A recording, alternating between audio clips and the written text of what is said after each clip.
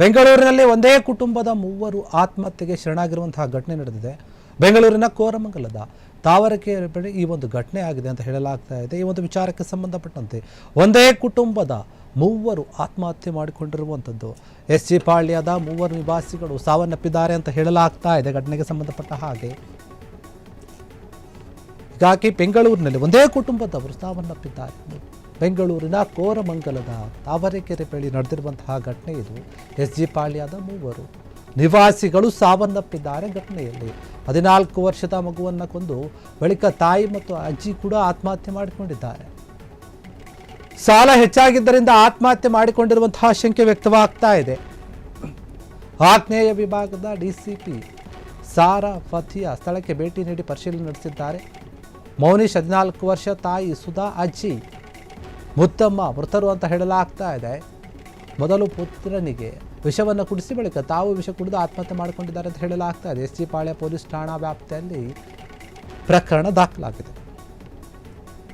ಸುಧಾ ಮತ್ತು ಮುದ್ದಮ್ಮ ಮೊದಲು ಸಣ್ಣ ಹೋಟೆಲ್ನಲ್ಲಿ ಕೆಲಸವನ್ನು ಮಾಡ್ತಾ ಇರ್ತಾರೆ. ಬಿರಿಯಾನಿ ಮಾರಾಟ ಮಾಡಿಕೊಂಡು ಜೀವನವನ್ನು ಸಾಗಿಸ್ತಾ ಇರ್ತಾರೆ.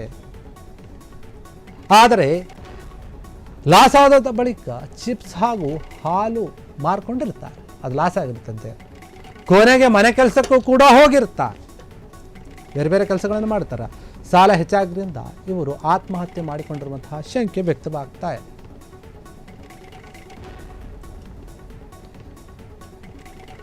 ನೋಡಿ, ತಾಯಿ ಇವರು ಏನಿದ್ದಾರೆ, ಸಾಲ ಜಾಸ್ತಿ ಆಗಿರೋದಕ್ಕೆ ಮಗನನ್ನು ಕೊಂದು ತಾನು ಆತ್ಮಹತ್ಯೆ ಮಾಡ್ಕೊಂಡು ಅಜ್ಜಿ ಅದು ಕೂಡ ಆತ್ಮಹತ್ಯೆ ಮಾಡ್ಕೊಂಡಿದ್ದ. ಮೂವರು ಆತ್ಮಹತ್ಯೆ ಮಾಡ್ಕೊಂಡ್ಬಿಟ್ಟಿದ್ದಾರೆ. ಬೆಂಗಳೂರಿನ ಕೋರಮಂಗಲದ ತಾವರೆಕೆರೆ ಬಳಿ ಆದಂತಹ ಘಟನೆ ಇದು. ಎಸ್.ಜಿ. ಪಾಳ್ಯದ ಮೂವರು ನಿವಾಸಿಗಳು ಸಾವನ್ನಪ್ಪಿದ್ದಾರೆ. 14 ವರ್ಷದ ಮಗುವನ್ನು ಕೊಂದು ಬಳಿಕ ತಾಯಿ ಅಜ್ಜಿ ಇಬ್ಬರು ಕೂಡ ಸಾವನ್ನಪ್ಪಿದ್ದಾರೆ. ಸಾಲ ಹೆಚ್ಚಾಗಿರೋದ್ರಿಂದಾನೇ ಇವರು ಆತ್ಮಹತ್ಯೆ ಮಾಡಿಕೊಂಡಿದ್ದಾರೆ ಎನ್ನುವಂತಹ ಶಂಕೆ ವ್ಯಕ್ತವಾಗ್ತಾ ಇದೆ.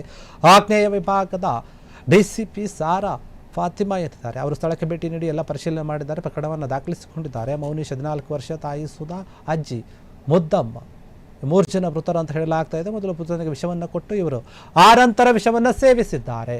ಎಸ್.ಜಿ. ಪಾಳ್ಯದ ಪೊಲೀಸ್ ಠಾಣಾ ವ್ಯಾಪ್ತಿಯಲ್ಲಿ ಪ್ರಕರಣ ದಾಖಲಾಗಿದೆ. ಸುಧಾ ಮತ್ತು ಮುದ್ದಮ್ಮ ಒಂದು ಸಣ್ಣ ಕೆಲಸ, ಹೋಟ್ಲಲ್ಲಿ ಕೆಲಸ ಮಾಡ್ತಿರ್ತಾರೆ. ಆಮೇಲೆ ಬಿರಿಯಾನಿ ಮಾಡಿ ಕುಟುಂಬವನ್ನು ಜೀವನವನ್ನು ಸಾಗಿಸ್ತಾ ಇರ್ತಾರೆ. ಆಮೇಲೆ ಅದು ಲಾಸ್ ಆಗುತ್ತೆ. ಆಮೇಲೆ ಮನೆ ಕೆಲಸಕ್ಕೆ ಹೋಗ್ತಾರೆ, ಚಿಪ್ಸು ಮಾರಾಟ ಮಾಡ್ತಾರೆ, ಹಾಲು ಹಾಕ್ತಾರೆ, ಎಲ್ಲ ಕೆಲಸ ಮಾಡ್ತಾರೆ. ಆದರೂ ಕೂಡ ಸಾಲಗಳು ತೀರೋದಿಲ್ಲ. ಕೊನೆಗೆ ಏನು ಮಾಡ್ತಾರೆ, ಇದೆಲ್ಲ ಬೇಡವೇ ಬೇಡ ಅಂತೇಳಿ ಆತ್ಮಹತ್ಯೆ ಮಾಡ್ಕೊಂಡ್ಬಿಟ್ಟಿರ್ತಾರೆ. ಸಾಲದ ಬಾಧೆಯಿಂದಾನೇ ಇವರು ಆತ್ಮಹತ್ಯೆ ಮಾಡಿಕೊಂಡಿದ್ದಾರೆ ಎನ್ನುವಂತಹ ಶಂಕೆ ವ್ಯಕ್ತವಾಗ್ತಾ ಇದೆ. ಸುಧಾ ಕೆಲ ವರ್ಷಗಳ ಹಿಂದೆ ಪತಿಯಿಂದ ಬೇರೆಯಾಗಿದ್ದರು. ತಾಯಿ ಮುದ್ದಮ್ಮಯ್ಯನ ಜೊತೆನೆ ಸುಧಾ ಮತ್ತು ಮೌನೀಶ್ ಇಬ್ಬರು ಕೂಡ ವಾಸವಾಗಿರ್ತಾರೆ. ಹೀಗಾಗಿ ನಾನಾ ಕಷ್ಟಗಳನ್ನು ಪಟ್ಟು ಕೆಲಸವನ್ನು ಮಾಡ್ತಾ ಇರ್ತಾರೆ. ಆದರೂ ಕೂಡ ದುಡಿದಂಥ ಹಣ ಸರಿ ಹೋಗ್ತಾ ಇರಲಿಲ್ಲ. ಸಾಲ ಜಾಸ್ತಿ ಆಗ್ತಾ ಇತ್ತು. ಹೀಗಾಗಿ ಈ ಸಾಲ ಬಾಧೆಯಿಂದ ಮನನೊಂದಂಥವರು ಏನು ಮಾಡಿದ್ದಾರೆ, ಮಗನಿಗೂ ವಿಷವನ್ನು ಕೊಟ್ಟು ಆಮೇಲೆ ಅವರಿಬ್ಬರು ಕೂಡ ವಿಷವನ್ನು ಸೇವಿಸಿ ಆತ್ಮಹತ್ಯೆ ಮಾಡ್ಕೊಂಡಿದ್ದಾರೆ. ಬೆಂಗಳೂರಿನಲ್ಲಿ ಆದಂತಹ ಘಟನೆ ಇದು. ಬೆಂಗಳೂರಿನ ಕೋರಮಂಗಲದ ತಾವರೆಕೆರೆ ಏನಿದೆ ಅಲ್ಲಿ ಆದಂತಹ ಘಟನೆ. ನಿಜಕ್ಕೂ ಕೂಡ ನೋಡಿ, ಸಾಲ ಅನ್ನುವಂಥದ್ದು ಎಂಥವ್ರನ್ನೂ ಕೂಡ ಜೀವವನ್ನು ತೆಗೆದು ಬಿಡುತ್ತೆ ಅನ್ನೋದಕ್ಕೆ ಇದೇ ಉದಾಹರಣೆ. ಇನ್ನು ಎಳೆಯ ಮಗು, ಬರೀ 14 ವರ್ಷದ ಮಗು, 14 ವರ್ಷದ ಒಂದು ಮಗನನ್ನು ಕೊಂದು ಇವರು ಸಾವನ್ನಪ್ಪಿದ್ದಾರೆ. ಅದು ಏನು ಕಥೆನಪ್ಪ. ಮಗುಗೇನು ಗೊತ್ತಾಗುತ್ತೆ ಪಾಪ ಸಾಲ ಇದೆಯೋ ಇಲ್ವೋ ಎತ್ತ ಅಂತ. ನೀವು ಮಾಡ್ಕೊಂಡಿರೋ ಸಾಲ ಮಗನ ಪ್ರಾಣ ಬಲಿಯಾಯಿತು. ಇದೇನಿದ್ರು ಕೂಡ ಸಾಲ ತೀರಿಸಬೇಕು. ಇಲ್ಲಾಂದರೆ ಸಾಲ ಮಾಡಲಿಕ್ಕೆ ಹೋಗಬಾರ್ದು. ಅಷ್ಟೊಂದು ಸಾಲವನ್ನು ತೀರಿಸೋಕೆ ಆಗದೇ ಇರುವಂತಹ ಸಾಲವನ್ನು ಮಾಡಿಕೊಂಡು ಜೀವನ ಮಾಡುವಂಥದ್ದೇನೂ ಇಲ್ಲ ಜೀವನದಲ್ಲಿ. ನಿಮ್ಮ ಕೈಲಿ ಎಷ್ಟಾಗುತ್ತೋ ಅಷ್ಟೇ ಸಾಲ ಮಾಡಬೇಕು, ಅಷ್ಟು ತೀರಿಸಬೇಕು. ಇಲ್ಲ ಅಂತಂದರೆ 1 ಹೊತ್ತು 2 ಹೊತ್ತು ಉಪವಾಸ ಇದ್ದರೂ ಪರವಾಗಿಲ್ಲ, ಜೀವನದಲ್ಲಿ ಸಾಲವನ್ನು ಮಾಡೋಕ್ಕೆ ಹೋಗಬಾರ್ದು.